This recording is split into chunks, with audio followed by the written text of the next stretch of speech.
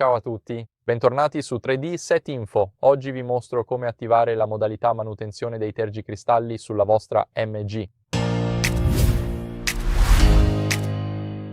Mi trovo sulla MGS 5 EV.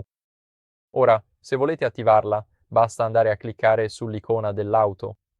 Una volta nell'icona dell'auto, dovete andare su Comfort e qui dovete scorrere fino in fondo finché non vedete modalità manutenzione tergicristalli in basso.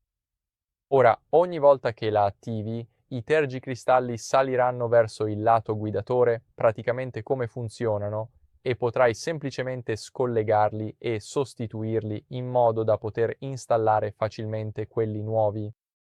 Quindi ora ogni volta che la attivo i miei tergicristalli saliranno e puoi farlo semplicemente toccando questo interruttore proprio qui.